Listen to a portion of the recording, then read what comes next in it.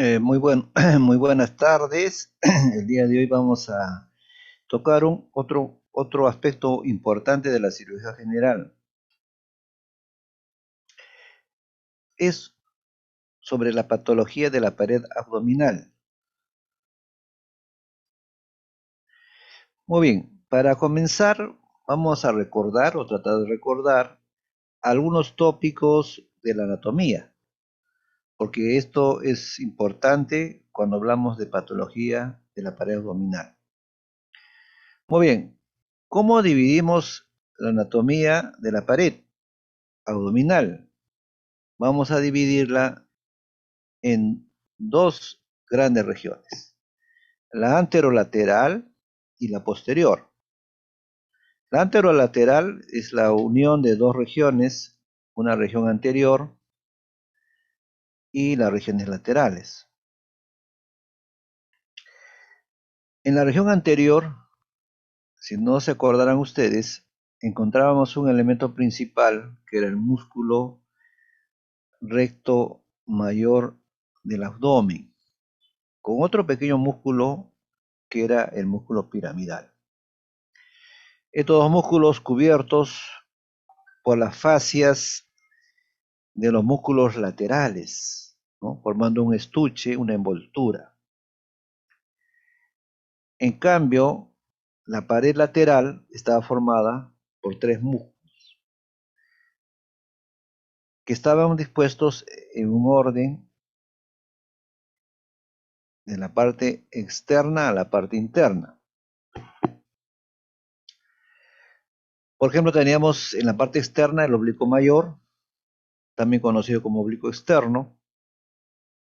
Levantamos esta capa, tenemos la siguiente músculo, el oblicuo menor o interno, y el último era el músculo transverso. Estos tres músculos contribuyen con unas fascias, una prolongación aponeurótica de los músculos, y en la parte lateral, es decir, en la parte anterior, en la región anterior de la pared, formaban las envolturas al músculo recto. En el caso de los músculos oblicuo mayor, eh, 2/3 eran musculares, carnosos, y el tercio inferior estaba formado por tejido aponeurótico que va a formar una región, o la cara anterior de la región inguinal. En cambio, la pared posterior es una pared más profunda, menos expuesta, digamos, a nuestro examen clínico. Es un poco la región lumbar que podría así describirse. Y acá tenemos en las imágenes, estamos viendo, no podemos apreciar acá a este dibujo, este esquema, y podemos apreciar que a este paciente se ha retirado el tejido de la piel, y aquí podemos apreciar la distribución del tejido celular subcutáneo. El tejido celular subcutáneo es bastante distribuido en esta región, y en el tejido celular subcutáneo vamos a encontrar arterias y venas superficiales. Sobre todo en esta región muy medial encontramos los vasos epigástricos superficiales y lateralmente los vasos circunflejos superficiales, que en el momento de la disección quirúrgica es necesario tomar en cuenta para hacer la ligadura y evitar el sangrado. Después tenemos una serie de otras venas, ¿no?, que van a formar una vena tóraco-abdominal que se va hasta la región de la axila. En el lado contrario estamos viendo ya cuando hemos retirado el tejido celular subcutáneo. Y aquí podemos apreciar en la parte anterior la formación de una envoltura aponeurótica, y se está viendo atrás luz, digamos así, estos músculos que son parte recto, del músculo recto anterior mayor del abdomen. Como ven ustedes, es un músculo acintado, pero formado por metámeras, es decir, por uniones tendinosas entre estos grupos de músculos. Este músculo en la parte superior se va a insertar en la pared del tórax, en las últimas costillas de la pared del tórax, que se encuentran en la parte anterior, y va adelgazándose para terminar en el borde superior del músculo del hueso pubiano, ¿no? Y aquí podemos apreciar este otro músculo muy rudimentario, que es el músculo piramidal. Muy bien, hacia la parte lateral estamos viendo unas fibras musculares, miren, que se van a interlazar con otro músculo de la región del tórax, que es este músculo de acá, este es el músculo serrato mayor, pero el músculo que estamos refiriéndonos es este de acá, que son las fibras del músculo oblicuo mayor o externo. Como vemos, sus fibras son oblicuas de atrás hacia adelante y de arriba hacia abajo. Y como decíamos, su tercio inferior está reemplazado por tejido aponeurótico, que va a formar la pared anterior de la región inguinal. Y aquí estamos viendo ya una disección mayor, se han abierto los estuches y se ve el músculo recto. Y vemos que este estuche envuelve al músculo por su parte anterior y su parte posterior, pero en la parte posterior, un poquito a unos 5 centímetros por debajo del ombligo, las fibras se hacen anteriores. Por eso que acá no vemos aponeurosis, ¿no? Hasta acá, esta es la hoja posterior del estuche. Y aquí está libre, no tiene, solamente está cubierto por la fascia transversalis y el peritoneo. Esta línea se llama el arco de Douglas, para hacer referencia que todas las fibras que iban al posterior se van a la parte anterior. Y ahí estamos viendo el oblicuo mayor, el oblicuo menor, y aquí vemos el transverso. El músculo transverso hace una especie de semiluna antes de llegar al borde externo del estuche de los rectos, y esta línea semilunar se conoce como la línea semilunar de Spiegel, una zona también importante donde encontraremos defectos de la pared. Zona de defecto ya es de ustedes, conociendo ustedes en la región umbilical, esta línea, que es la línea alba, ¿no? También tenemos la propia región inguinocrural, es una zona de debilidad, y también esta línea semilunar, ¿no? Viéndolo desde el punto de vista anterior. Aquí vemos un dibujo, un esquema de la región inguinal. Y acá podemos apreciar, esta es la pared anterior, que está formada por la aponeursis del oblicuo mayor. Acá hay un orificio cerca al pubis, y es un anillo. Este anillo se llama anillo inguinal superficial, por donde pasa el cordón espermático en el varón o el ligamento redondo en el caso de las mujeres. Y está formada, como ven ustedes, además, acá está el oblicuo menor, aquí está el transverso. Estos dos músculos forman lo que viene a ser la pared superior o el techo de esta región inguinal. En algunos libros ustedes van a escuchar, no se habla de región, se habla de trayecto inguinal, para dar a entender que el cordón espermático que se hace anterior atraviesa el plano de esta región, como usted está atravesándolo, y forma un trayecto. Y ese trayecto tiene paredes, ¿no? Este es el oblicuo mayor, la pared anterior. Este es la pared superior formada por el músculo oblicuo menor y el transverso.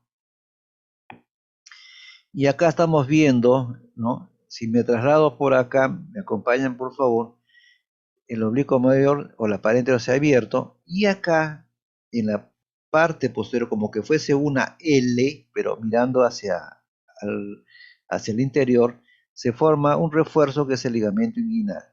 Y el ligamento inguinal viene a ser el piso del trayecto inguinal. Entonces tenemos pared superior, pared anterior, pared inferior, y acá estamos viendo la pared posterior. En la pared posterior estamos viendo que a diferencia de las otras paredes, aquí hay un vacío, acá falta algo, acá no hay aponeurosis, no hay músculo, solamente está cubierto por fascia transversalis, ¿no? Y peritoneo. Entonces, si ustedes ven acá, esta zona es una zona de debilidad. Entonces, aquí se formarán hernias, ¿no? Las hernias. Las hernias de este lado serían inguinales, ¿no? Ahora, funcionalmente, la pared superior, cuando el paciente hace esfuerzo, cuando tose, levanta peso, hace lo que se llama la maniobra de Valsalva, el techo trata de bajar como una cortina hacia el piso inferior. Como ven ustedes un poco que el cuerpo protege, pues, ¿no? Esta debilidad cuando el músculo se contrae. Es otra vista interesante, vean ustedes, ¿no? Ustedes también esta imagen me parece que ya la conocen por, por sus cursos anteriores. Vean ustedes, esta es una vista por detrás,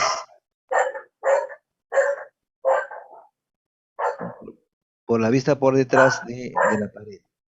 Acá estamos viendo el músculo recto, pero por su cara posterior. Aquí estamos viendo lo que vendría a ser el trayecto del ligamento inguinal, el piso inferior, no se olviden. Acá estamos viendo el músculo transverso, la pared posterior del músculo transverso, y probablemente si entramos hacia delante encontraremos el oblicuo menor y la hoja aponeurótica del oblicuo mayor. Pero estamos viendo por dentro, ¿no? Es como que estuviésemos dentro de la cavidad del abdomen de este cadáver. Y aquí podemos apreciar algunos detalles importantes. Vamos a comenzar por esto. Y miren, acá tenemos la cara posterior del pubis. Este es el cuerpo del pubis. Esta es la rama superior del pubis, donde hay una cresta, la cresta pectínea.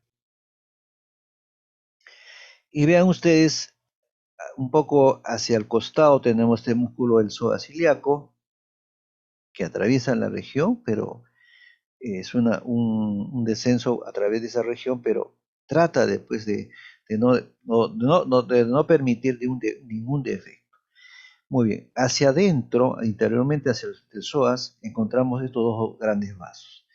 Cuando están en esta región son los vasos ilíacos, ¿no? Este es la arteria ilíaca externa, esta es la vena ilíaca externa. Cuando estos vasos atraviesan o pasan por el ligamento inguinal, cambian de nombre, como saben ustedes, se van a llamar respectivamente arteria y vena femoral. Muy bien. Si nosotros tomamos como referencia y nos vamos por encima del ligamento inguinal, encontramos este pequeño anillo. Este es el anillo inguinal profundo, ¿no? Este anillo inguinal profundo está por ahí está atravesando este conducto, el conducto deferente. Atraviesa la arteria y las venas testiculares o gonadales. Entonces, esta es la primera zona de debilidad que estamos viendo. Aquí se forman las hernias inguinales indirectas. Muy bien. Ya recordamos, esta era la arteria ilíaca externa, la vena ilíaca externa. De la arteria ilíaca externa sale esta arteria, miren, que cruza la región y se va hacia la cara posterior del músculo recto, ingresando al estuche de los rectos. Esta arteria es la arteria epigástrica inferior. ¿De dónde nace? De la arteria epigástrica, ¿no? Y aquí está la vena epigástrica inferior.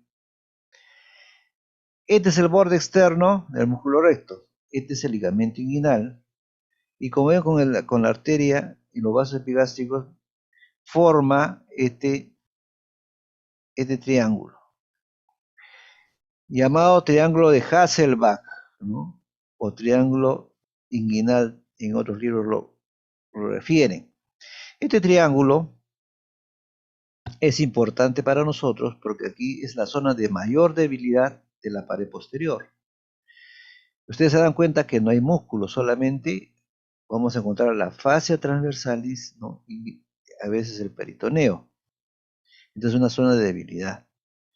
Y aquí se van a formar las hernias inguinales, pero directas, ¿no? Las directas. Acá no se olviden las indirectas. Muy bien. Seguimos bajando. Miren, acá hay otra zona de debilidad. Por arriba, el ligamento inguinal. Por abajo, la rama superior del pubis. Con un ligamento que está acá. Ligamento de Cooper. Por fuera, hay otro ligamento que depende del oblicuo mayor, que es el ligamento lacunar o ligamento de Gimbernard. Y por fuera, su límite por fuera viene a ser la vena femoral. Esta zona de acá es una zona de debilidad que se llama o se conoce pues como conducto femoral. En algunas condiciones este conducto se hace real y por ahí se forman las hernias femorales o hernias crurales. Seguimos bajando. Miren acá, estamos acá, vemos el músculo obturador interno, ¿no? Esta es una arteria que rama de la arteria ilíaca. Esta arteria es la llamada corona mortis, que sirve de unión de anastomosis hasta otra arteria, que es la arteria obturatriz. Corona mortis, arteria obturatriz. Y estas de acá van a pasar por este espacio, conjuntamente con el nervio obturador. Y aquí se va a formar otro punto de debilidad. Y aquí se formarán, si esto se debilita, se va agrandando, aquí se formarán las hernias obturatrices. Hernias obturatrices. Muy bien, vayamos a otro tema, ¿no? El otro tema nos vamos a plantear cuáles son, o cómo definimos una hernia primero. La hernia la vamos a definir como la salida de una víscera o parte de una víscera, ¿no?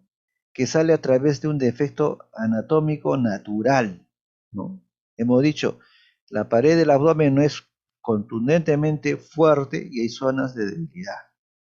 Entonces, esas zonas de debilidad ya las hemos descrito, por ejemplo, la región umbilical, la región inguinal.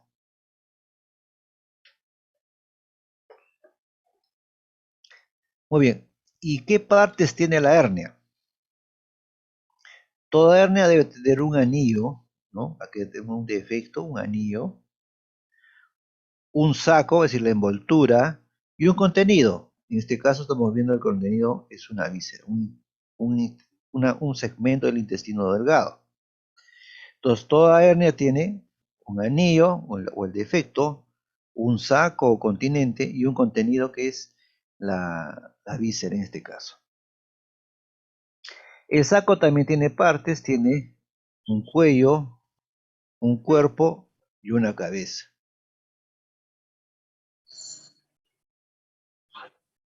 Muy bien, vamos a conversar ahora los defectos de la pared posterior. ¿Cuáles son los defectos de la pared posterior? Primero, vamos un poquito a recordar algunos elementos anatómicos. Por ejemplo, en la región posterior encontramos este músculo, miren de acá, el trapecio, pero el trapecio no forma parte del problema, del defecto, en este caso, de las hernias lumbares. Pero sí quiero solamente recordar para que ustedes tengan la referencia. Acá tenemos la cresta ilíaca, los músculos de la región glútea, el glúteo mayor, el glúteo menor. Este es el hueso, la cresta ilíaca de la columna vertebral. Muy bien, este músculo es el dorsal ancho. Como ustedes se acuerdan, se va a formar en la aponeursis lumbar y torácica, y de ahí sus fibras se van hasta la región del hueso húmero. Entonces, a través de todo este músculo, a través de toda esta región. y por delante tenemos el oblicuo menor. Con la cresta ilíaca forman un triángulo que se llama el triángulo Petit, y es una zona de debilidad. Por aquí encontraremos las hernias lumbares inferiores. En el otro lado vamos a ver otro tipo de hernias, las hernias lumbares superiores, donde encontramos la zona de efecto, el corato de Greenfield. Muy bien, entonces para ello ubicamos, estas son las tres últimas costillas, esta es la 12ª costilla, este es el músculo serrato menor, posterior inferior, aquí está la masa lumbar común, este es el músculo transverso, y este es el oblicuo menor. Entonces, de tal forma que forma un cuadrilátero, un cuadrado, donde hay un defecto, y si por unas condiciones se formará, pues, ubicamos acá las hernias lumbares superiores, ¿no? Bueno, entonces, generalmente son varones, niños varones, prematuros, que al hacer el esfuerzo, cuando lloran, se presenta una tumoración de esta forma. Entonces, estamos diagnosticando una hernia lumbar. ¿Qué tenemos que tener en cuenta para hacer el descarte? Puede haber otras causas también, como saben ustedes, en esta región. Pueden ser los lipomas, pueden ser otro tipo de tumores, pero también en algunas personas hay que descartar eh, los abscesos fríos, ¿no? Lo que viene a ser el mal de Pot. En la pared anterior tenemos, pues, en la zona de la línea media, las hernias umbilicales, las hernias epigástricas. En la pared lateral, las hernias de Spiegel. En la región inguinal vemos las hernias inguinales y crurales. Bueno, vamos a comenzar con la hernia umbilical.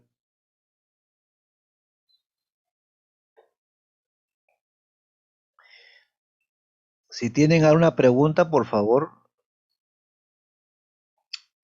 háganlo saber para poder contestarles.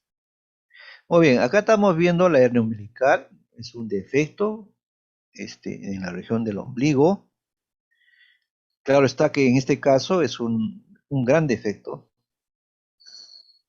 es un defecto crónico, ¿no?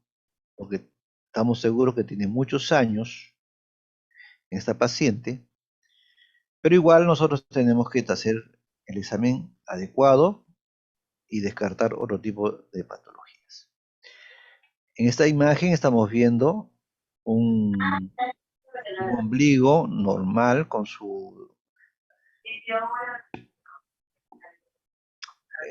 con el anillo, ¿no? Con el rodete, digamos, normal, y el mamelón del ombligo en forma normal. ¿Qué cosa es la hernia umbilical? Pues es la protrusión de la víscera, puede ser el inicio tejido preperitoneal, un tejido adiposo preperitoneal, ¿no? Que se presenta a través del anillo umbilical.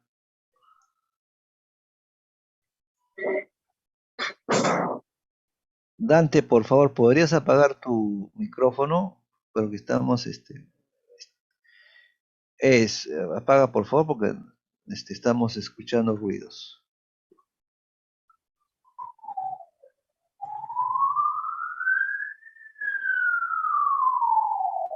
Dante, por favor, ¿puedes apagar tu teléfono, apagar tu micrófono?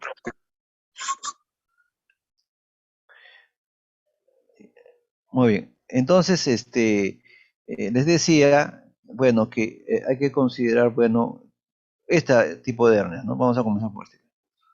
La frecuencia, de acuerdo a los autores, puede llegar hasta un 20%.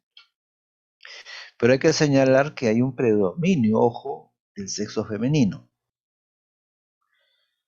Y habitualmente lo vamos a ver después de los 20 años de edad. Y hay factores predisponentes muy propios en el sexo femenino, como principalmente las gestaciones. Otro factor es la obesidad, todo aquello que aumente la presión intraabdominal puede condicionar. Por eso es frecuente ver, ¿no?, en pacientes con cirrosis, ¿no?, pacientes que hacen síndrome ascitis, son pacientes que van a presentar, digamos, hernias en el ombligo. Como les decía, acá tenemos el anillo, ¿no? Acá está el defecto. Al inicio puede ser tan pequeño que a veces pasa desapercibido y no tiene mayor molestia para el paciente. Pero pero va a poder, digamos, incrementando. ¿Qué pasó acá? Bueno, y comienza a aumentar el tamaño del defecto y al inicio puede haber tejido graso preperitoneal. Este tejido graso, ¿no?, que está protruyendo está, es pequeño y a veces no es muy notorio. Pero el paciente va a comenzar a presentar dolor, pues, porque al hacer el esfuerzo el anillo sale y también se trata de contraer, ¿no? Y esto va a producir molestia al paciente.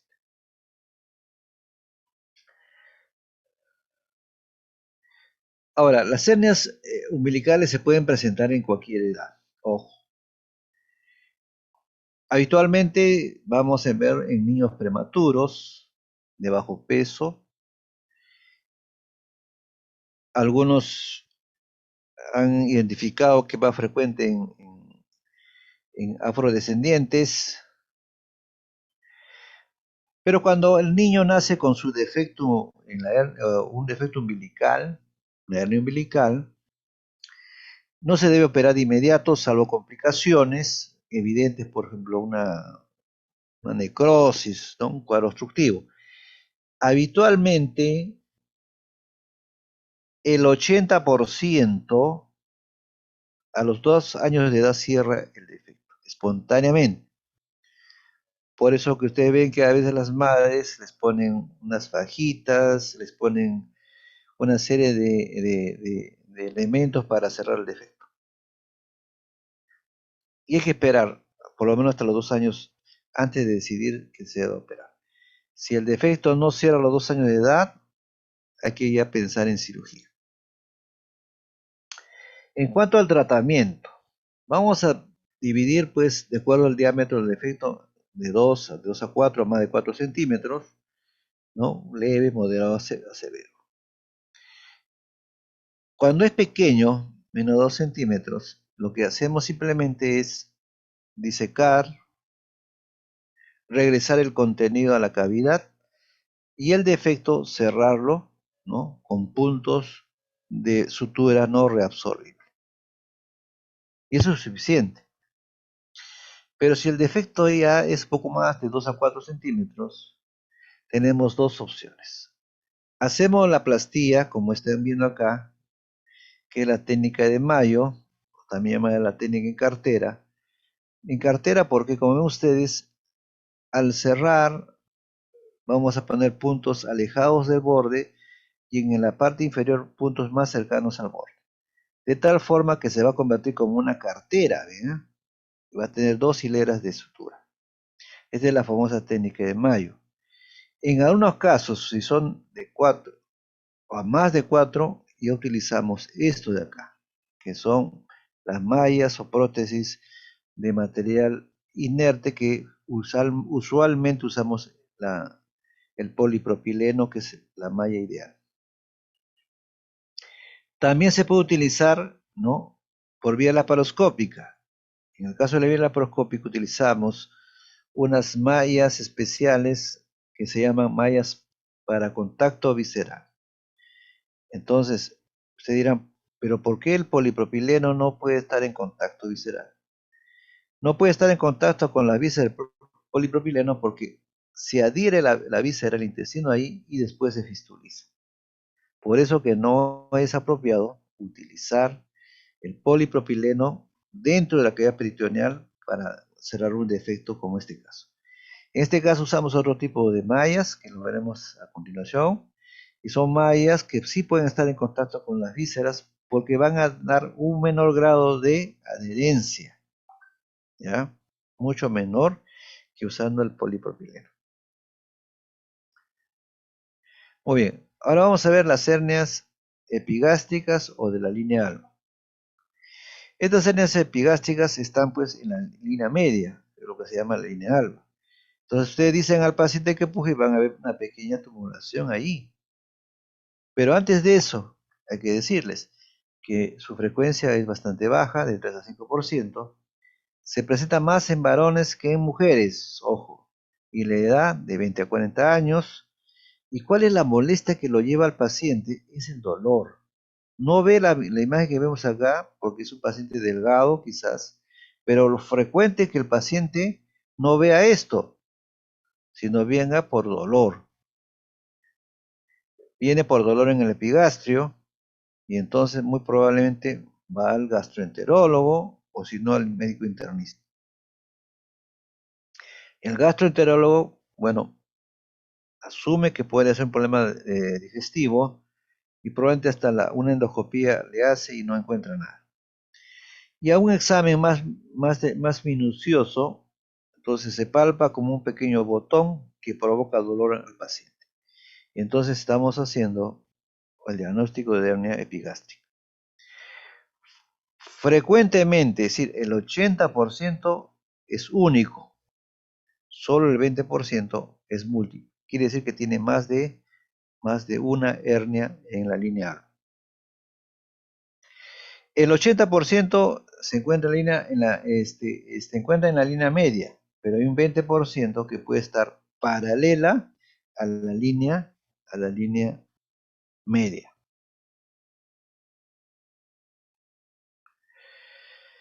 Muy bien, como decíamos, la clínica puede ser inespecífica y hay que estar pensando en la hernia para buscarla. En cuanto al tratamiento, el tratamiento es quirúrgico.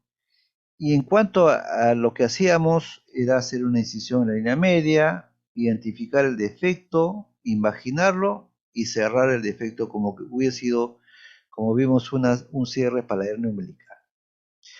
Ahora, ya estamos hablando, ¿no? Ya en estos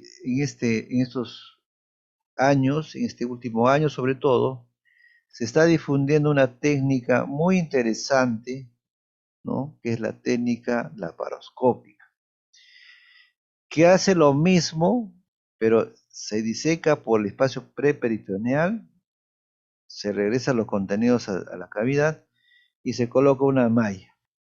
¿Cuál es la diferencia entre la cirugía convencional y la laparoscópica en hernia epigástrica? La gran diferencia es que el paciente ya no tiene un corte en la línea media. Ahora, con 2 o 3 incisiones en la región hipogástrica, ¿no? Que se cubren con la ropa interior, el paciente va a presentar un mejor aspecto, eh, ya no va a tener una cicatriz en la línea media.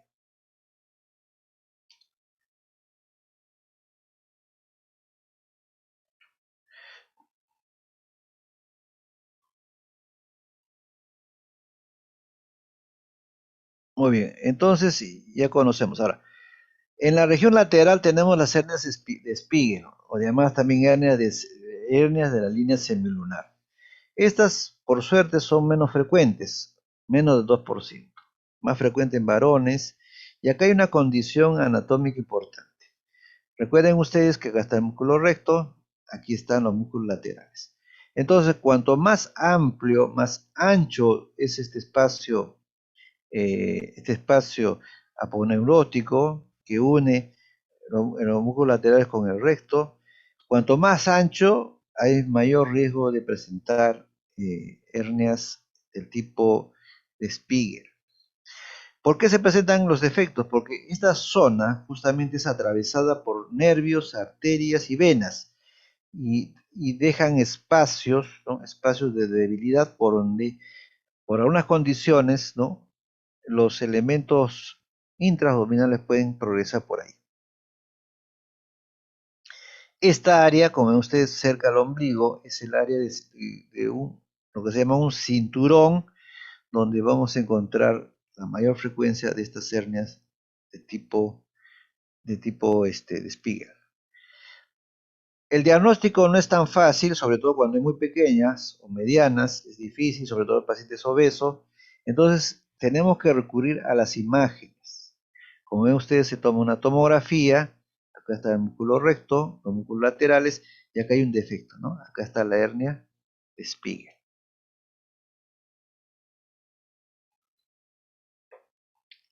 ¿Qué es más aconsejable? Probablemente una ecografía, seguida de la tomografía. Bueno, la resonancia ya para casos muy especiales, pero con estas dos que hemos mencionado sería más que suficiente. Acá vemos el caso un caso, estamos hecho la incisión. Aquí ya se aperturó los planos laterales. Ya estamos en el espacio preperitoneal. Acá está el saco. Este es el cuerpo del saco, este es el cuello. Se invagina, regresa a la cavidad. Y acá se pone la malla de polipropileno y se recubre con los músculos laterales. Y está completa ahí la cirugía de este caso. Después tenemos las hernias obturatrices, ¿no? Recuerden cuando hemos hablado, hemos visto en la pared posterior, en esta zona del agujero obturador, un pequeño defecto que deja pasar los músculos oblicuos, el obturador interno y el externo. Entonces por ahí se forman estas hernias obturatrices. Estas hernias por suerte son menos frecuentes, menos del 2%. Es más frecuente en mujeres ancianas, ¿no? Desnutridas, que hayan bajado de peso. Y acá podemos ver, ¿no? Que tenemos que hacer una maniobra, que es la maniobra de Houching, ¿no?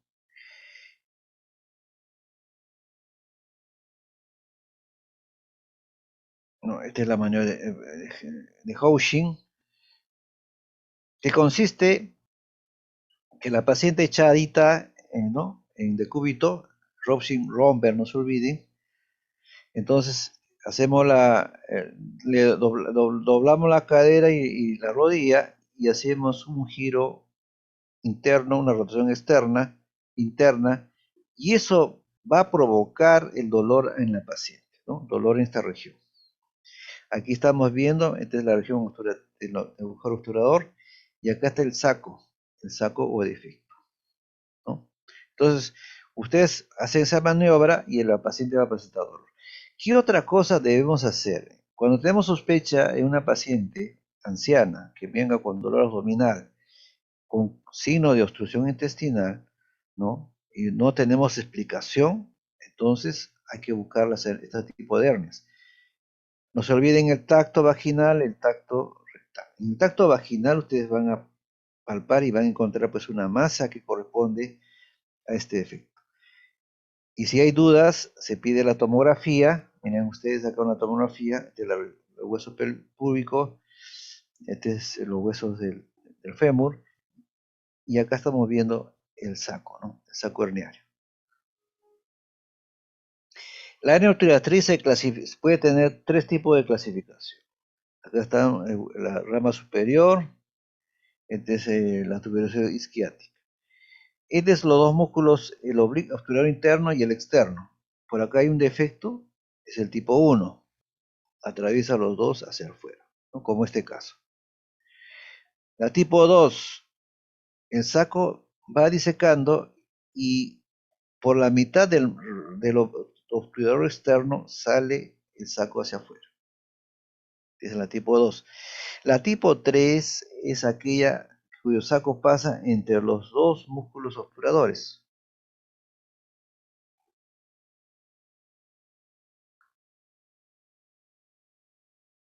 Muy bien.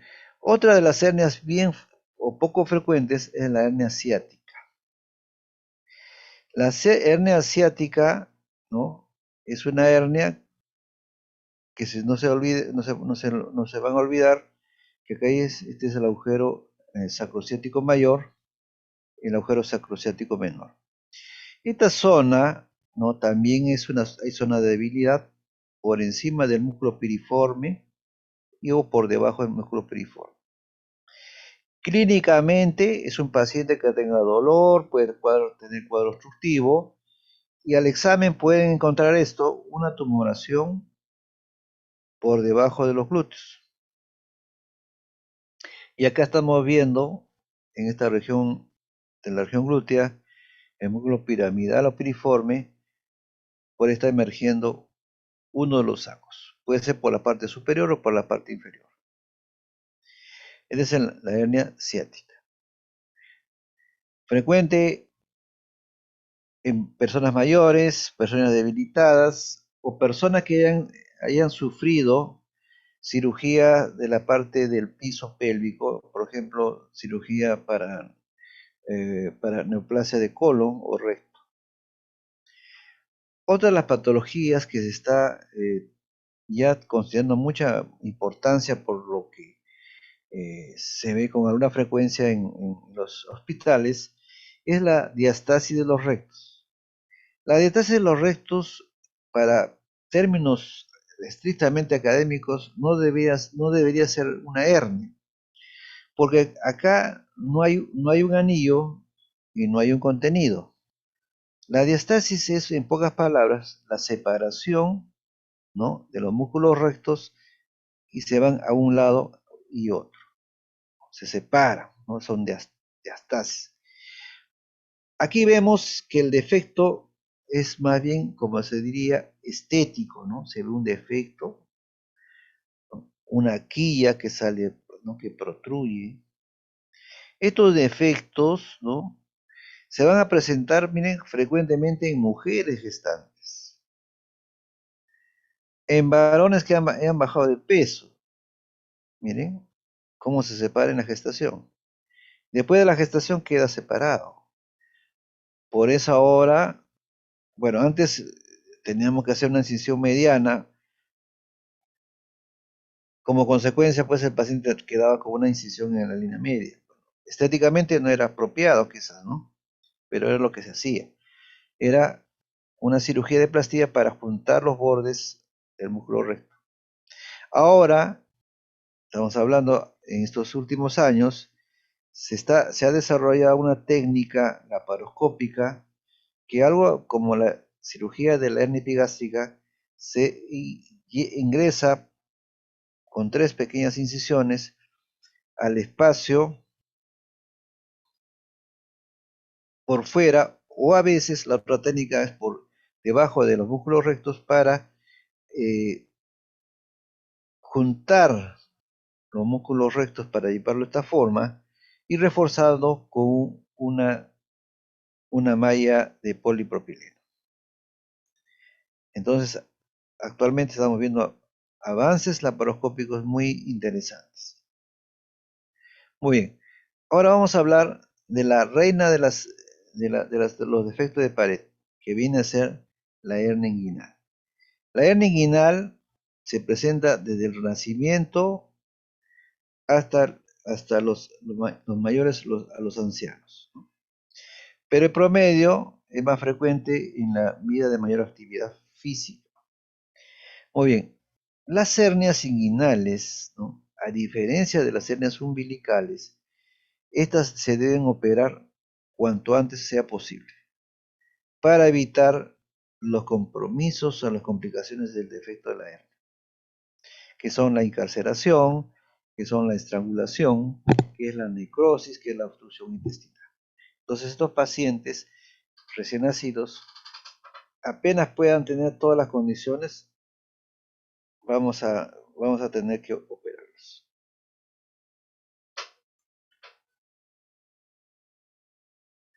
Hay que hacerle diagnóstico diferencial, por ejemplo, en este caso de hidrocele, ¿no?, que es otra patología que se presenta con una frecuencia en estos pacientes. Muy bien, aquí solamente recordar lo que habíamos visto: el triángulo de Hasselbalch, el borde del músculo recto, el ligamento inguinal, los vasos epigastros inferiores, el triángulo de Hasselbalch. y aquí se ve dónde estaría ubicado el triángulo de Hasselbalch, ¿no? Al examen clínico meten el dedito y van a encontrar el anillo inguinal superficial y de paso están cerca al triángulo. Pero las hernias no tienen que ver factores también que la hagan aparecer. Por ejemplo, hay factores predisponentes. La herencia, por ejemplo, es un factor predisponente. Hay familias que sufren de hernias y se transmite este defecto congénito, porque se asocian pues alteraciones del colágeno, que es el elemento importante para mantener la consistencia y resistencia de los elementos, sobre todo la pared abdominal. El sexo, hemos visto, las hernias serán más frecuentes en los varones que en las mujeres, porque el anillo, ¿no?, es mayor, tiene mayor diámetro. La edad, hemos visto, los extremos de la vida son frecuentes, sobre todo prematuros, ancianos, pero también hay un pico que se presenta en la gente joven, la gente con actividad física. Deficiencias estructurales se refiere a defectos de la propia inserción de músculos en la región. Si los defectos hacen que la pared superior esté más alta de lo normal, con seguridad eso va a permitir o va a provocar que no llegue pues hasta el piso, hasta cerca para proteger la pared posterior. Pero hay factores desencadenantes, ¿no? Son factores que ya están condicionados, pero ya con esto desencadena la aparición de la hernia. ¿Cuáles son? Por ejemplo, la obesidad. No solamente la obesidad, como hemos visto, produce pues con problemas metabólicos, problemas de inmunidad, sino también va a condicionar, ¿no?, la formación de hernias. No solamente la hernia inguinal por sí, sino también otro tipo de hernias que se pueden presentar. En embarazo ya lo hemos visto, es otro factor. El asma, todo paciente que tosa, que haga esfuerzo, va a determinar la presencia, ¿no?, de estos elementos. El síndrome prostático, ¿no?, también, todo paciente que hace esfuerzo al miccionar, el paciente estreñido también, ¿no? Entonces son pacientes que van a favorecer o van a desencadenar la formación de estas hernias. O cualquier elemento que aumente la presión intraabdominal, por ejemplo, la presencia de tumores intraabdominales, cuanto más grande vayan, aumentan la presión y van a provocar, ¿no?, la formación de las hernias. Muy bien, ¿cómo examinamos al paciente? No se olviden, en el caso de las hernias, hay que examinar al paciente de pie, después echadito en la camilla, hay que pedirle que tosa o que puje, es decir, un examen activo y también un examen pasivo. Acá les voy a mencionar una de las técnicas muy antiguas, hay más técnicas de la semiología, pero también antes de eso quisiera decirles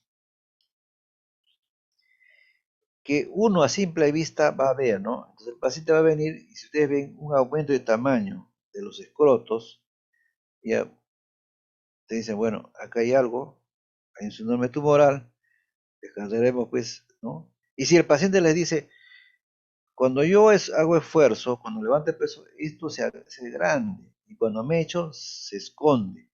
Entonces estamos hablando de lo que se llama el fenómeno herniario. Entonces el paciente, estamos frente a una hernia inguinal.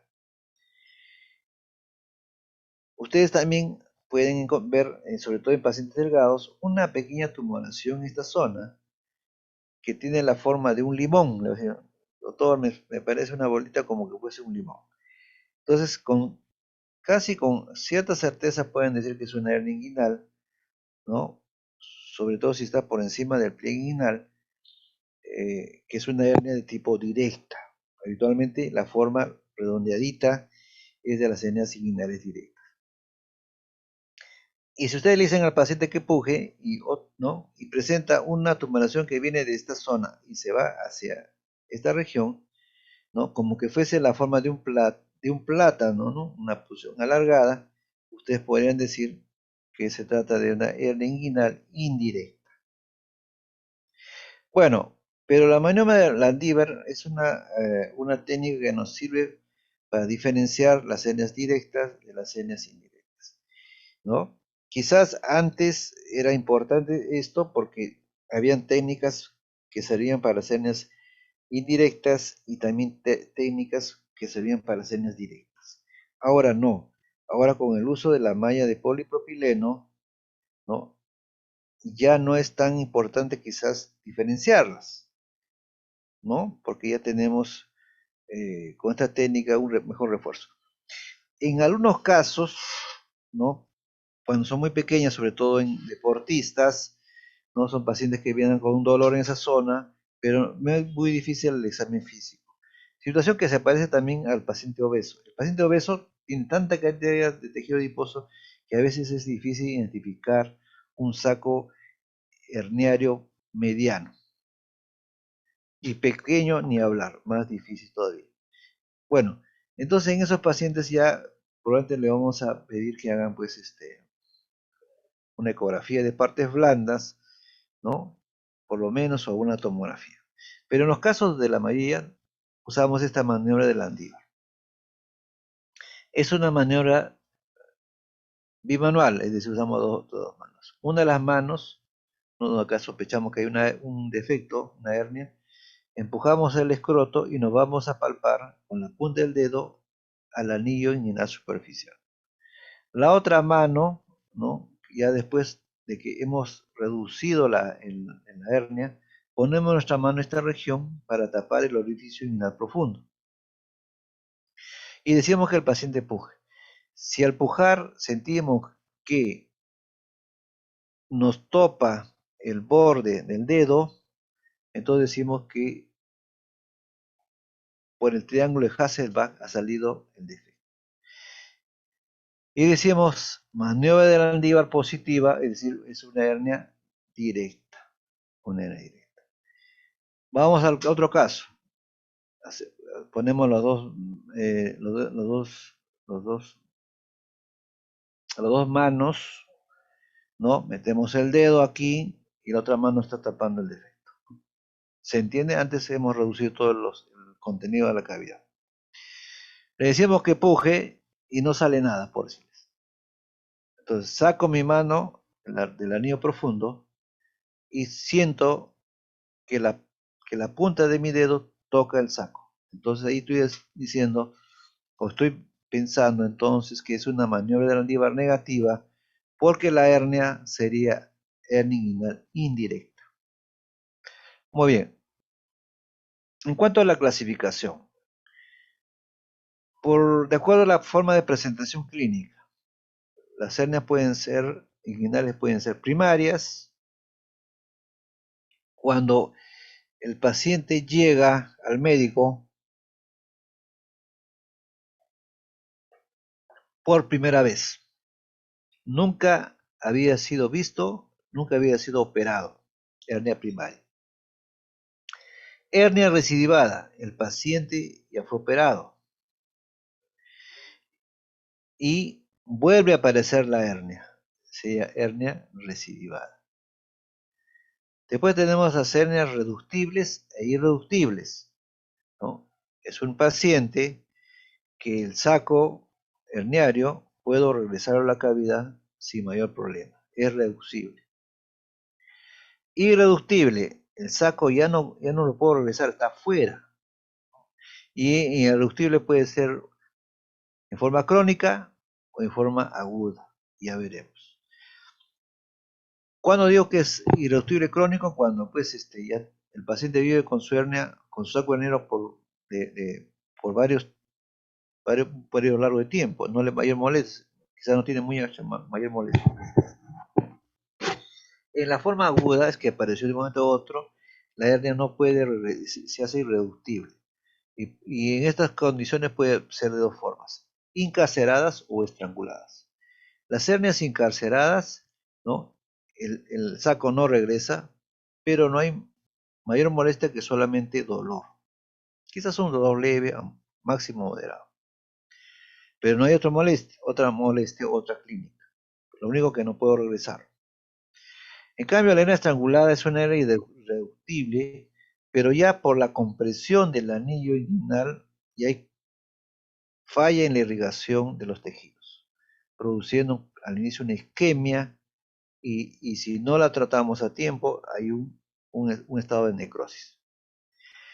La hernia estrangulada es una verdadera emergencia, el paciente debe ser rápidamente identificado, es un paciente que puede estar con cambios importantes en el nivel de la piel, al inicio rojiza, inflamada, caliente, y después puede cambiar a una coloración violácea o necrosada, ¿no? Y pues después el paciente puede presentar cuadros de obstrucción intestinal, cuadros de shock séptico por la perforación de la víscera. Muy bien, este es un poco de resumen de la clasificación de la condición. Las hernias pueden ser reductibles, como hemos dicho, y pueden ser coercibles o incoercibles. Coercible es el paciente que ustedes vienen con su hernia, lo reducen, ¿no? Se va caminando y se va a su casa. En cambio, el incoercible, ustedes lo reducen, se levanta de la camilla y otra vez se sale la hernia. Las irreductibles, como decían, eran crónicas, agudas y pueden ser incarceradas o estranguladas. Después tenemos las hernias deslizadas.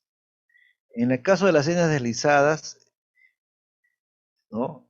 Como ustedes vieron, el saco de la hernia, perdón, es tejido, ¿no? Es la fascia con el peritoneo.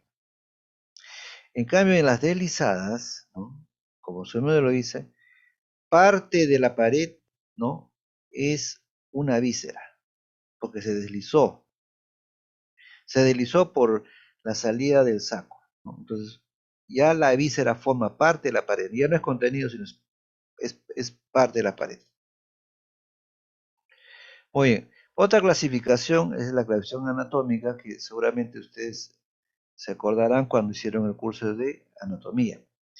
Hernias inguinales indirectas son aquellas que salen por el anillo inguinal profundo. O también se define como la hernia que sale por fuera o lateral a los vasos epigástricos inferiores. La hernia inguinal directa es aquella que sale por el triángulo de Hasselbalch. O de otra forma, es medial a los vasos epigástricos inferiores. Hernia inguinoescrotal o hernia inguinolabial son las hernias del varón que llegan hasta el escroto. Y la labial, inguinolabial, es la de la mujer que llega hasta los labios mayores. Simplemente esto indica pues cronicidad, tener mucho tiempo las hernias, ¿no? En el paciente. Las hernias pueden ser tan grandes que pueden llegar hasta la rodilla. Estas hernias que muy pocas veces ya se ven ahora, antes eran más frecuentes, y también se les conoce como pota, ¿no? Las hernias en pantalón son hernias que tienen doble saco, un saco directo y un saco indirecto, por eso que se llaman también mixtas. De acuerdo al contenido del saco, ¿no? Las hernias pueden ser deslizadas, ya le he dicho que la pared está formada por una víscera. ¿Qué vísceras se forman parte de estas deslizadas? Habitualmente el ciego, el colon sigmoides, la vejiga urinaria, ¿no? Como elementos que son jalados hacia el exterior. Después tenemos la hernia de Littré, la hernia de Richter, la hernia de Amillán y la hernia de Garenguiot. Muy bien. Por ejemplo, una hernia de Richter, también llamada hernia en pellizcamiento. Habitualmente es una hernia curable en una mujer, como parte del intestino está atrapado por el anillo que lo comprime. Entonces, se llama hernia de Richter, se puede perforar, ¿no? Pero como ven ustedes, no llega a la obstrucción, porque solamente está pellizcada un borde del intestino. Esta es una hernia en pantalón, ¿no? Saco directo, indirecto y indirecto y directo. La hernia de Millán es la hernia cuyo contenido es el apéndice cecal, ¿no? Y como vamos a ver, puede ser un apéndice sana, normal, puede estar congestiva, puede estar perforada, etc. La hernia por deslizamiento, como ven ustedes, parte de la víscera, en este caso el ciego, está formando la pared del saco herniario. La hernia de Littré es la hernia cuyo contenido es un divertículo Meckel.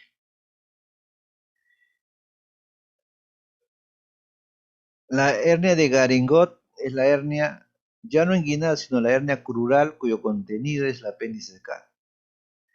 Y acá tenemos la hernia en W, la hernia de Mait o en W, como ven ustedes, hay más de un segmento de intestino que está involucrado en el saco. Esta es una clasificación de Lozanov, ¿no? Que complementa las hernias de Millán y las hernias de Garingot, ¿no? Tipo 1 es una apéndice normal, la tipo 2 es una apendicitis aguda, la tipo 3 es apendicitis con peritonitis y la tipo 4 es una apendicitis con otra patología abdominal. Muy bien, en cuanto a la clasificación tenemos otras, la de Casten, de Halverson-McVeigh, la de Gilbert, la de May Davis y la de Nyhus. Estas 4 primeras es una clasificación, digamos, anatómica, se basa en la parte anatómica, y la clasificación de Nyhus es la que habitualmente tenemos lo usamos con más frecuencia en la rotación. Esta es la clasificación de Caster del año 67, un poco parecida a la clasificación anatómica, y la de McVeigh, muy parecida también a la anterior. Pero esta es la clasificación que ustedes deben tener en cuenta, salvo que van a haber algunas modificaciones de otras nuevas clasificaciones. Esta clasificación de Nyhus es del año 91, ¿no? Clasifica en 4 tipos de hernias. La tipo 1 es una hernia inguinal indirecta, es decir, sale por el anillo profundo, pero el anillo está normal, es decir, no está muy dilatado, digamos, mantiene su tono. Esta hernia tipo 1 es frecuente en los recién nacidos, en los niños, en los preescolares. Lo que hace el cirujano, en este caso el cirujano pediatra, diseca el saco, lo invagina y es todo. Esa cirugía se llama herniotomía. Muy bien. Después tenemos la tipo 2, la hernia inguinal indirecta, es decir, sale por el anillo profundo, pero ya el anillo está dilatado. Esta es una hernia tipo en la gente ya más joven, ¿no? Adolescentes, jóvenes, adultos jóvenes. En este caso, ya hay que reforzar, bueno, se diseca, se imagina el saco, pero el anillo hay que reforzar. Una de las formas de reforzar es con la técnica de Marcy, que consiste en al anillo reforzarlo con unos puntos para que disminuya su dilatación. La tipo 3 de la clasificación Nyhus a su vez se divide en A, B y C. A son las hernias directas, las B es las hernias indirectas y las de pantalón. Y las C son las hernias plurales.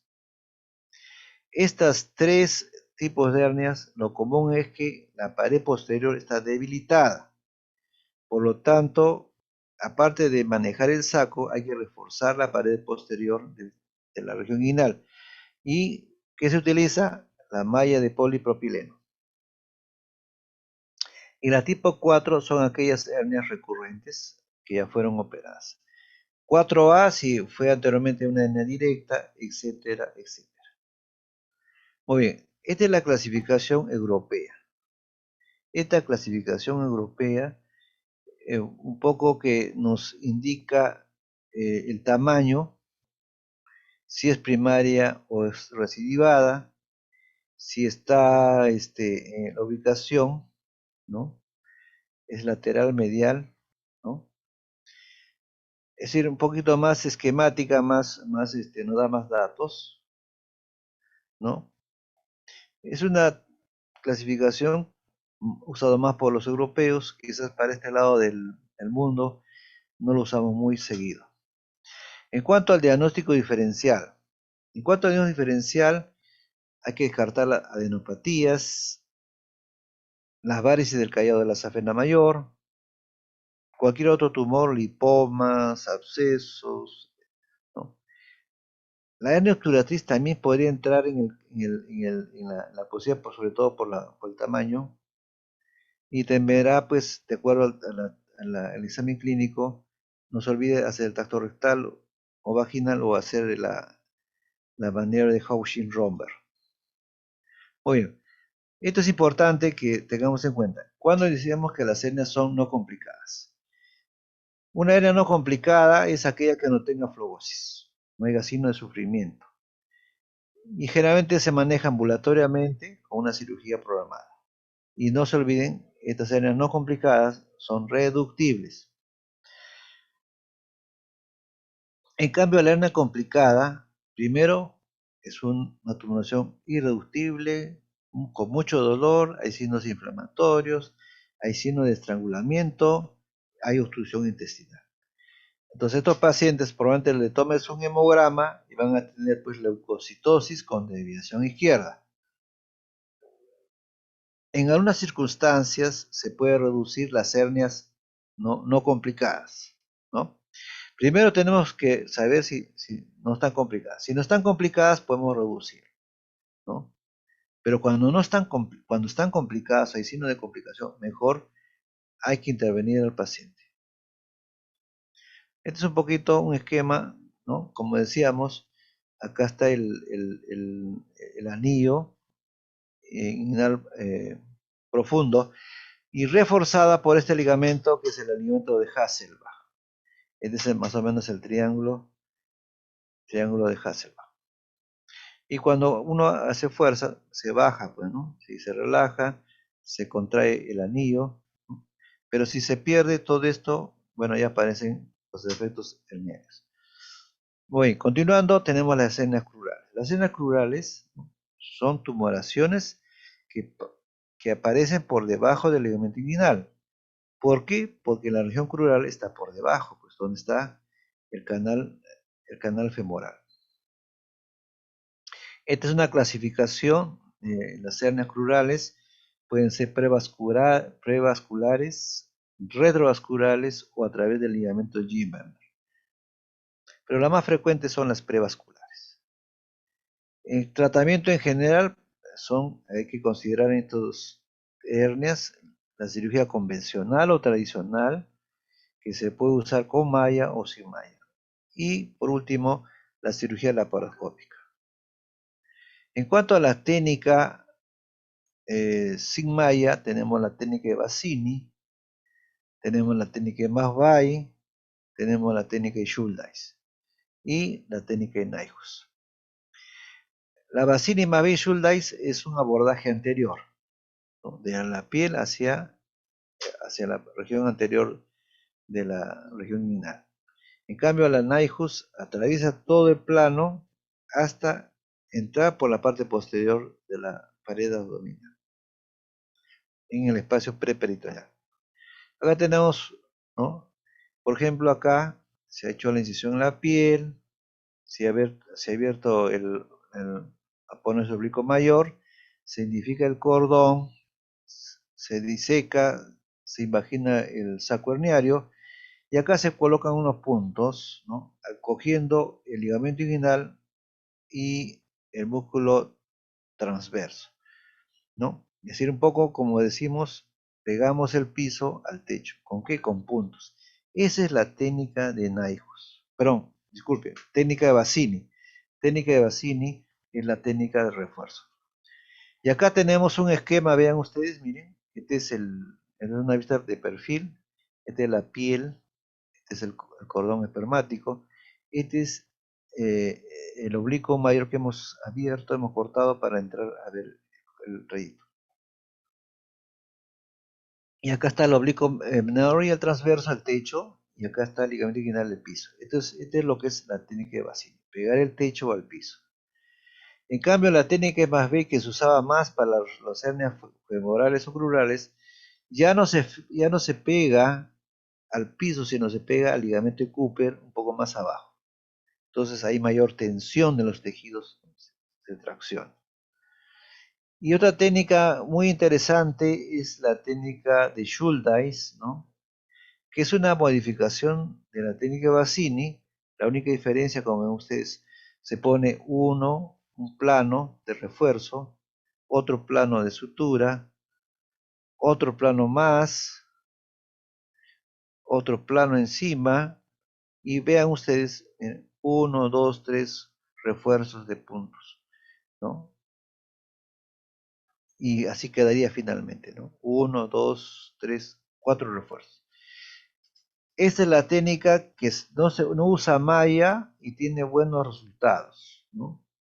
Llega inclusive en buenas manos a una recidiva del 1%. Entonces, cuando yo quiero evaluar qué técnica es buena, no la veo desde el punto de vista cuánto cuesta, qué usa, sino veo la recidiva, veo la situación del paciente, después cómo se siente después de la operación, ¿no? Cuánto tiempo demora en regresar a hacer sus actividades normales. Entonces, en ese caso, esa técnica de Schulder es bastante buena. Pero lo que pasa es que es una técnica que hay que tener experiencia porque los resultados no son iguales si el cirujano no está habituado a esta técnica operatoria. Esto es lo que decíamos, miren, 4 refuerzos, ¿no? Es como una Bassini pero con 4 refuerzos. Ante la recidiva, que es un problema que tenemos que evitar, ¿no es cierto?, en nuestra condición para que el paciente salga bien.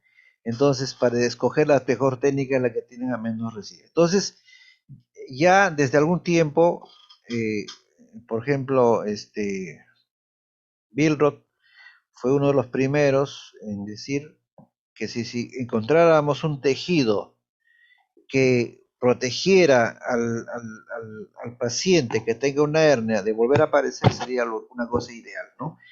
Algo como crear una condición, porque la cirugía, como veíamos, no daba una buena resultado.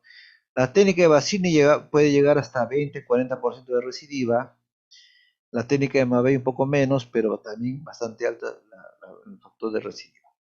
Entonces, por ahí primero se idearon una serie de materiales para proteger esta zona, ¿no? Para reforzar esta zona. Se usó piel, aponeurosis o músculos del mismo paciente o de cadáver, ¿no? Pero los resultados fueron malos porque hubo rechazo, infecciones y se dejó de usar. Entonces después, paralelamente, se comenzó a usar metales y aleaciones, por ejemplo, el acero, placas de acero, titanio, cobalto y carbón. El problema finalmente era reacción, termina el rechazo del tejido y después la infección. Después se idearon, ¿no? Después de las guerras mundiales, se desarrollaron todos los polímeros, materiales sintéticos, y acá tenemos una serie de lista de materiales que se han usado.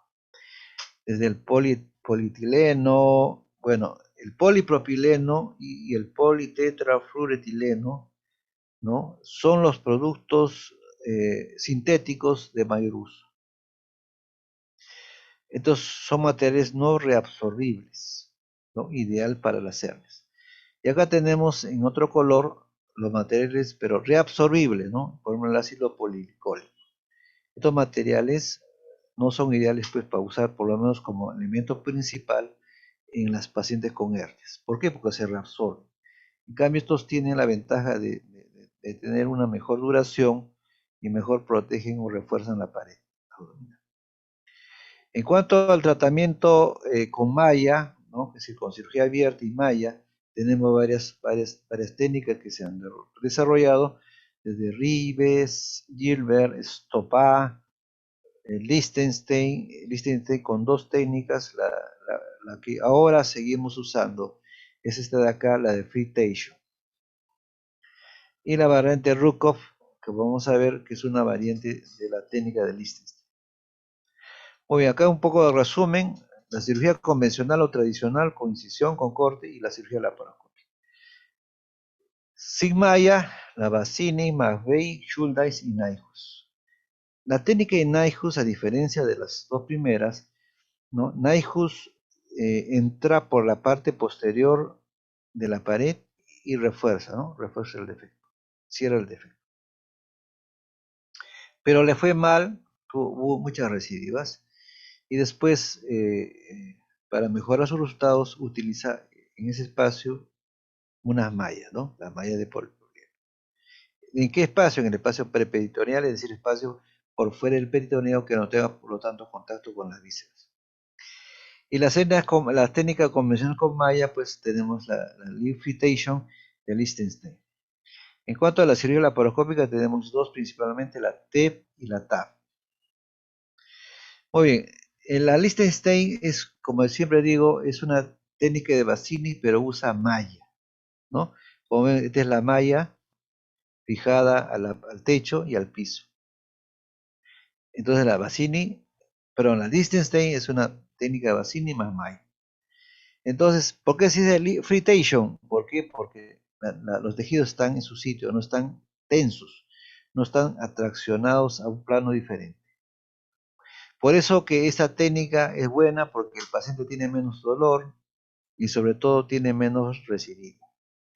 Y la otra ventaja de esta técnica, que se puede usar anestesia local y el paciente, digamos, puede recuperarse y restablecerse lo más rápido posible. Es una técnica que también es fácil de replicar, es decir, varios cirujanos pueden hacer la misma técnica, probablemente con algunas variaciones personales, pero en general es una técnica que se puede replicar, ¿no? Y el rango de recidivas en promedio llega al 2%, es bastante bueno. Acá tenemos un dibujo donde, ¿no? Acá está después de haber hecho la reducción del saco y todos estos elementos, ¿no? Se fija la malla en el ligamento inguinal y en el transverso y en el oblicuo menor. Se hace un corte para que pueda atravesar, como que fuese una bufanda, el cordón espermático, y se cierra, ¿no?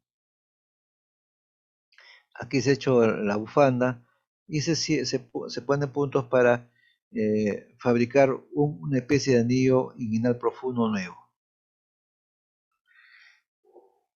Bueno, así se vería: se hace la incisión, hacemos la incisión en el oblicuo mayor. Este es el cordón espermático o el anillo, significa el saco indirecto que va junto con el cordón. Habitualmente ahí lo reducimos.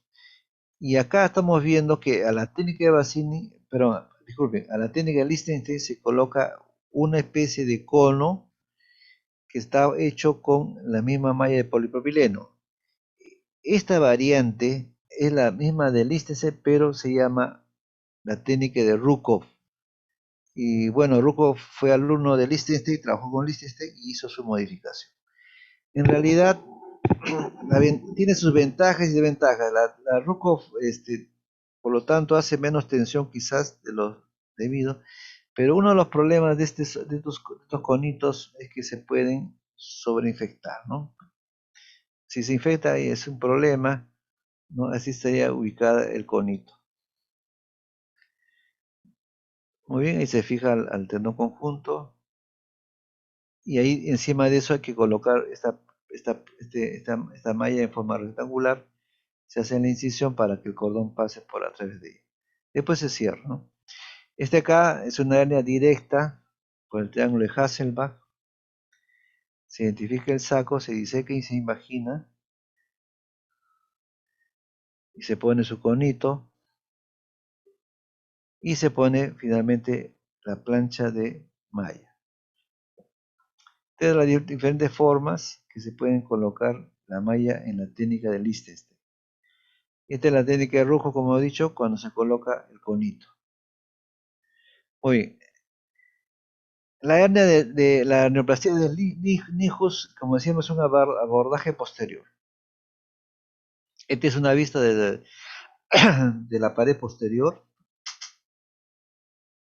Aquí hemos rechazado el espacio preperitoneal, acá estaría el peritoneo intacto, y acá hemos reducido el saco herniario, y acá le estamos poniendo la malla, ¿no? Con puntos. Se fijan en el Cooper y en la pared posterior. Esto un poquito que se le llamaba la técnica laparoscópica de los pobres, ¿no? ¿Por qué? Porque esto lo que estamos viendo es lo que se hace en la cirugía laparoscópica. Como antes no había mucho laparoscopio, entonces hacíamos esta técnica.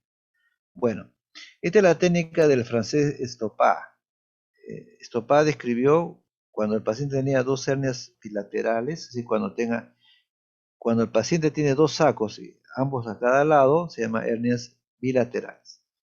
Se reduce y por vía preperitoneal se coloca una malla de esta forma, que es grande para ambos lados, ¿no? Es la técnica de Stoppard.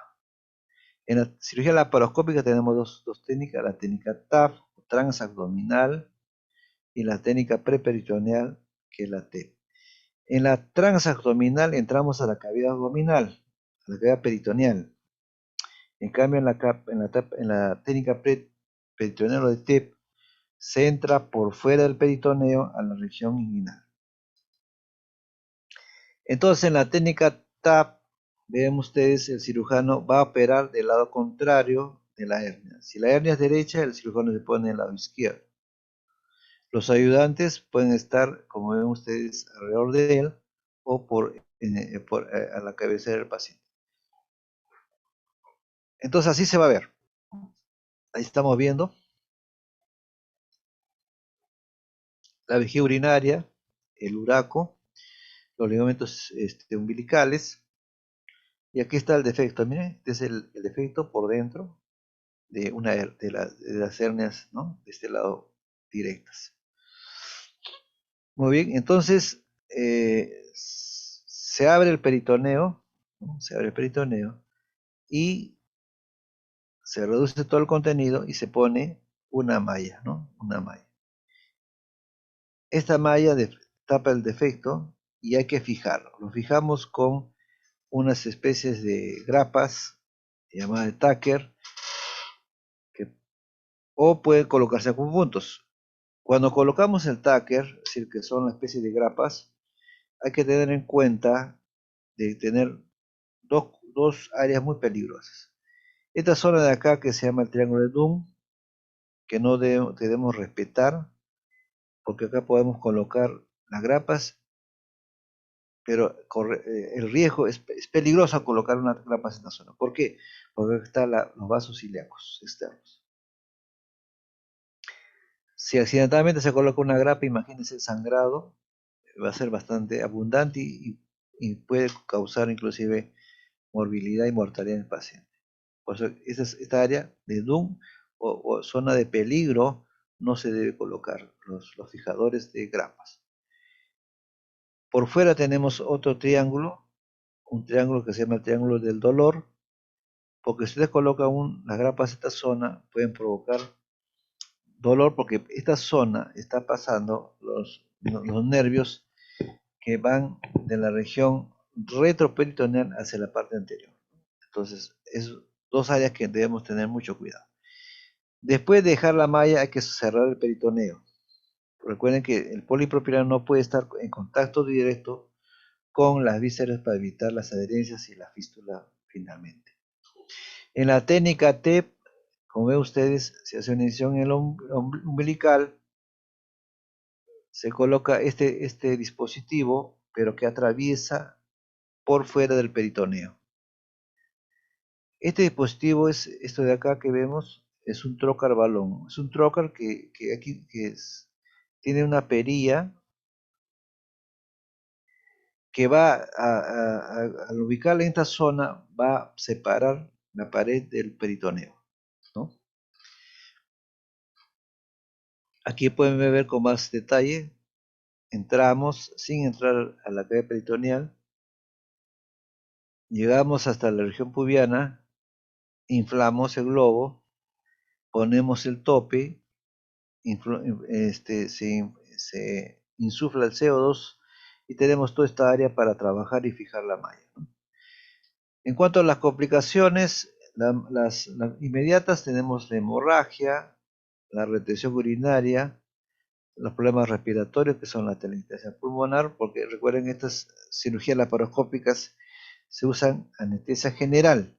En cambio, la cirugía convencional o con corte puede ser con anestesia local o anestesia regional. En cuanto a las inmediatas, son los seromas, las infecciones y la dehiscencia. En las tardías tenemos la recurrencia, el rechazo al material, la atrofia testicular y los hidroceles. En cuanto a las hernias crurales son más frecuentes en mujeres.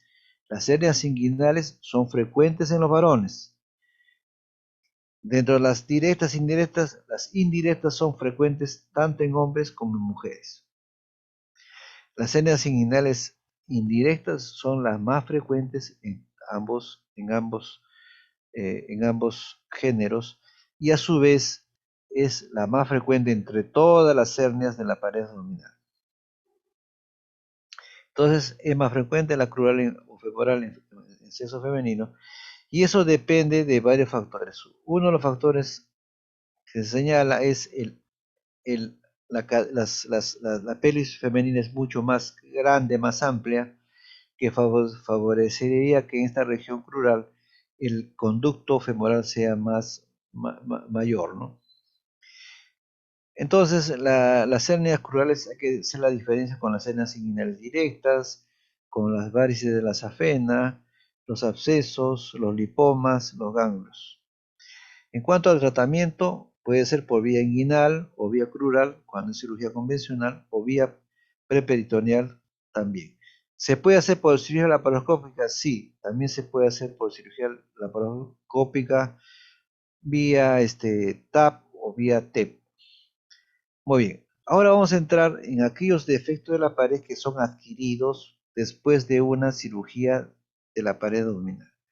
Entonces, todo defecto después de una cirugía, ¿no? Por una laparotomía exploratoria, ¿no? Se llama eventración, o también se le conoce como hernia incisional.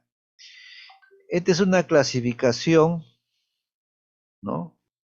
Esta es una clasificación también de la escuela europea, ¿no? Como ven ustedes, divide en mediana, en la región mediana, ¿sí? M1, M2, M3, hasta M5, dependiendo de la ubicación en relación a la región umbilical. En la región lateral tenemos, ¿no?, la región L1, L2 al medio, L3 hacia abajo y L4 posterior. Esta es una forma también de clasificarlo, o también se clasificaba de acuerdo al antecedente, ¿no? Si era una incisión subcostal, entonces eventración subcostal, ¿no? Así se llamaba antes. Bueno, en cuanto a la forma de las eventraciones, pueden ser, como en este caso, completas, pueden ser parciales o pueden ser cribiformes, ¿no? Es decir, varios defectos que se han presentado. De acuerdo al tamaño, las eventraciones pueden ser pequeñas, medianas o grandes. Pequeñas menos de 5 centímetros, medianas de 5 a 10 y más de 10 son grandes. En este caso vemos una paciente que prácticamente las vísceras están por fuera del abdomen. Y esas hernias, cuando están por fuera, se llaman pérdida de domicilio. Es decir, todas las vísceras salieron afuera, ¿no? Y por eso se llaman pérdida de domicilio. Cuando tenemos esas grandes eventraciones, lo que tenemos que es aumentar el continente. ¿Cómo lo aumentamos? Una de las formas es insuflar y hacer un neumoperitoneo. Es decir, inflamos al paciente, como ven ustedes, ¿no?, a través de un catéter, ¿no? Una vez a la semana le influimos aire, ¿no? Aire, hasta que la capacidad del abdomen aumente. Un poco así, ¿no es cierto? Acá vemos que tenemos gran parte de la víscera afuera, colocamos nuestro catéter y vamos insuflando, ¿no? De tal forma que la pared aumenta, se distiende, se dilata, se hace más elástica y permite que las vísceras se queden dentro de la cavidad abdominal. Otra técnica también útil es el uso del Botox. Esta toxina botulínica se infiltra en dos puntos, como ven, donde está en el borde lateral de la pared abdominal, facilitando pues que los músculos, que los tejidos, sobre todo los músculos, puedan hacerse más elásticos para poder permitir el ingreso de las vísceras a la cavidad sin producir, ¿no?, lo que se llama el síndrome compartimental. El síndrome compartimental, ustedes van a escuchar, si cerramos a un paciente con una pared muy estrecha, lo único que hacemos es comprimir los grandes vasos, arteria aorta, vena cava inferior, provocando finalmente el colapso, y también la compresión del diafragma produce pues insuficiencia respiratoria. Entonces para eso tenemos que aumentar el continente. Todas las ventilaciones generalmente usamos, ¿no?, las mallas. Casi todos los defectos, porque hay un defecto estructural, un defecto anatómico, usamos mallas. Y las mallas o prótesis pueden ser tipo 1, cuando son macroporosas, es decir, sus poros miden más de 75 micrones, ¿no?, y permiten la adherencia de fibroblasto, el depósito de colágeno, y también permiten que los macrófagos puedan ingresar para destruir tejido extraño o bacterias. Ahí estamos viendo la macroporasa, que es el polipropileno, por ejemplo, una de estas. También tenemos acá la tipo 2, que ya son microporosas, es decir, son poros de menos de 10 micrones. En este ya tenemos, por ejemplo, las PTF, que se utilizan y se pueden utilizar para contacto con vísceras. Son caras hasta el momento, pero pueden estar en contacto con las vísceras, si se puede meter dentro de la cavidad peritoneal.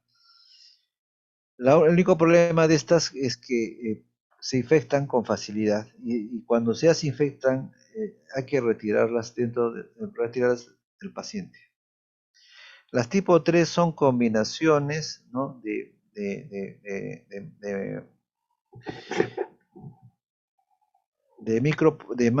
microporosas con las macroporosas, ¿no? Son combinaciones de mallas. Y la 4 son las mallas más modernas, que son hechas por biomateriales, ¿no?, que pueden ser duramadre, recubiertas por colágeno, etc. Son mallas de material biodegradable, que se podrían usar mucho mejor cuando se encuentran, pues, o encontramos ventilaciones complicadas o infectadas. Aquí van a ver una de las formas de cómo se colocan las mallas, ¿no? Esta es una colocación de malla retromuscular, es decir, se pone detrás del músculo, se va a colocar por delante del peritoneo, ¿no? Y así estamos viendo la ubicación, ¿no? Y acá estamos viendo, ¿no?, se hace una incisión de descarga para fijar ¿no?, para fijar la malla. Muy bien, de acuerdo a la clasificación de las mallas, pues dependiendo cómo lo ubicamos, pueden ser on-lay, in-lay, sub-lay, o lo que estamos viendo acá, la IPON, que como ven ustedes, no es recomendable su uso. Cuando decimos que la malla está ubicada on-lay, acá estamos viendo el músculo recto. Esta es la vaina anterior del estuche de los rectos, ¿no? Acá estamos poniendo la malla, ¿no?, encima del estuche de los rectos. La inlay, estamos fijándolo a la altura del plano muscular, ¿no? La sublay, cuando colocamos la malla, ven ustedes, la malla están poniendo por detrás, ¿no?, del músculo, la sublay. La sublay quizás la que usamos con más frecuencia. Muy bien. La que no se recomienda usar es la IPON. esta técnica IPON no es recomendable, no es recomendable porque este, aquí estamos viendo, pues, este es el peritoneo y por dentro del peritoneo se está colocando. Entonces, esta ubicación, cuando estamos hablando de ventilaciones, no es recomendable porque la técnica IPON es simplemente fijarlo ahí, ¿no? Y sucede que puede vencer el defecto y otra vez aparece acá en la ventilación. Otra técnica para el manejo de las ventilaciones, sobre todo las grandes ventilaciones, es lo que se llama la separación de componentes. Esta cirugía de separación de componentes se puede hacer por cirugía abierta o cirugía laparoscópica. En pocas palabras, ustedes acá están viendo los músculos laterales, este músculo recto. Aquí lo que estamos es seccionar la aponeurosis que lo une al músculo recto, ¿no?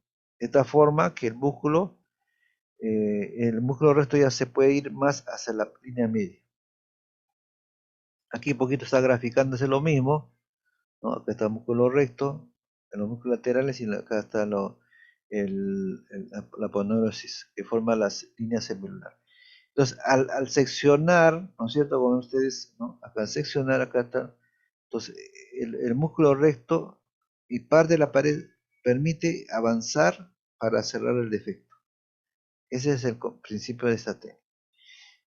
Además, se podría reforzar si el defecto es muy grande, muy crónico, se puede reforzar con una malla, ¿no?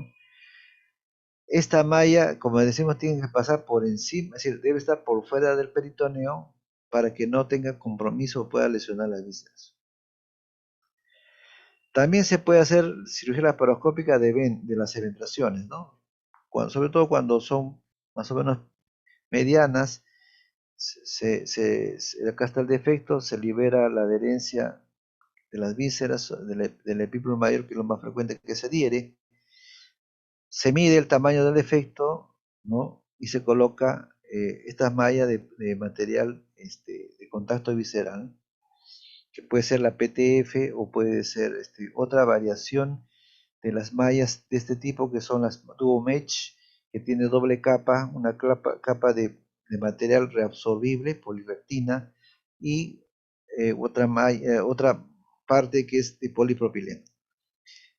¿Por qué se usa la poliglactina? Porque esa se va a reabsorber y le va a dar tiempo para que la fibrina proteja o cubra al polipropileno para que no haya problema con la adherencia de las vísceras. Otro concepto es la laparostomía, ¿no? Acá, por ejemplo, tengo un paciente con abdomen agudo, una aparición generalizada, ¿no? Entonces, como ven ustedes, el abdomen está abierto y acá coloco una especie de material sintético, en este caso, una bolsa estéril, ¿no? De estas envolturas de sueros, ¿no? O de las bolsas colectoras y lo fijo a la pared. Esta es una indicación, digamos, para que el paciente volvamos a abrirlo de acá 1 o 2 días. ¿Por qué? Porque el paciente requiere lavados y observación de las vísceras. Eso es para evitar no cerrar el abdomen porque puede haber hipertensión intraabdominal o para no dañar la aponeurosis que tenemos que cuidarla. Muy bien, la dehiscencia. La dehiscencia es el problema que se produce después del cierre de la laparotomía en forma inmediata, ¿no? Inmediata, 2 o 3 días, vamos a ver por qué condiciones. Puede ser completa o puede ser incompleta. Y la evisceración se clasifica también en 3 tipos, ¿no? Esta es la de primer grado, se abrió la herida por que se infectó, hubo mal manejo de la sutura, ¿no? Entonces, en el grado 1, la víscera está por dentro del peritoneo, pero se puede ver el defecto, acá está abierto. Grado 2, la víscera está sobre el borde, casi sobre la piel. Y grado 4, el mesenterio de la víscera está expuesto, ¿no? ¿Y cuáles son los factores predisponentes? La hipoalbuminemia, el uso de drenes que salen por la herida, los hematomas, uso de material no adecuado y una técnica operatoria inadecuada. Esos son los factores predominantes. Los factores desencadenantes, ¿no? El paciente si le hay distensión abdominal por hilo paralítico, el paciente que esté vomitando intensamente o el paciente con tos. Entonces esos factores predisponen y el paciente se eviscera.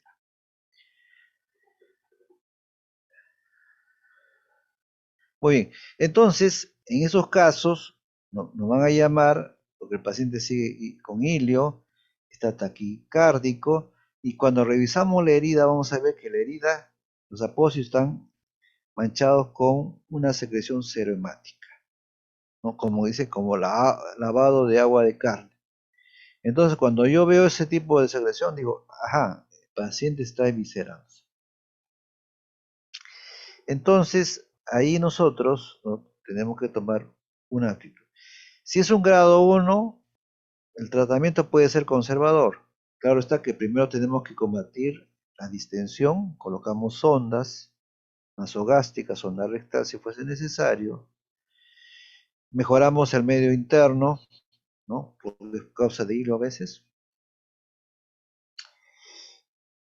y si el paciente está con tos, igualmente controlamos con inhibidores de la tos, o si el paciente está vomitando, obviamente colocamos la sonda y colocamos algo para la náusea y los vómitos. Y podemos darle un tratamiento conservador, ¿no? Si es un grado 1, lo fajamos al paciente. En los grados 2 y 3 es mejor, o se sugiere mejor el manejo ya más agresivo, que sería la reoperación del paciente.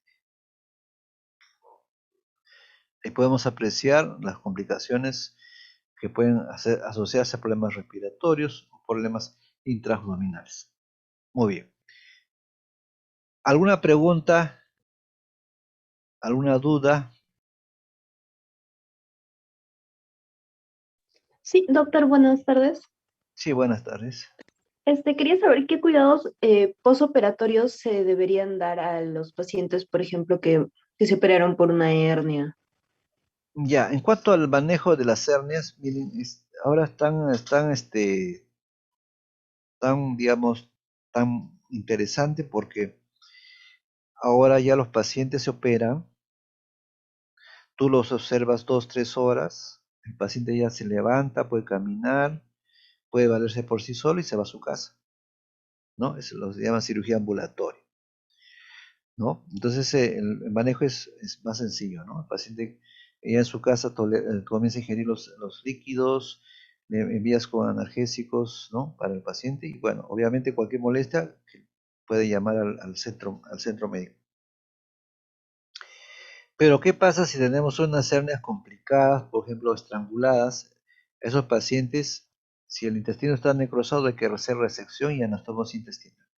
Ese paciente probablemente en 2, 3 días no ingiera alimentos adecuadamente y el manejo va a ser mucho más intensivo.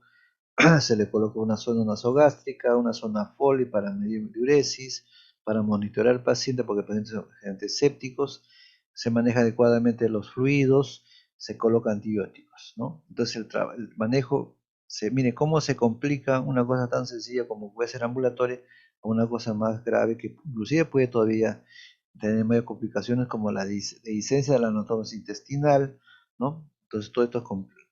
Entonces, todo paciente, ¿no?, como todo paciente quirúrgico, nosotros tenemos que manejar la hidratación parenteral, tenemos que manejar la reposición de agua y electrolitos adecuadamente, hacer un buen balance, hacer, digamos, dejarle sus antibióticos de acuerdo a las necesidades y sus analgésicos, ¿no? Entonces, ya una cirugía complicada significa un manejo más estricto. Como digo, si es una hernia pequeña, como digo, muchas de las veces se van a las 2, 3 horas de la casa, ¿no? Se le deja analgésicos y básicamente controla la semana. Muy bien. ¿Alguna pregunta más?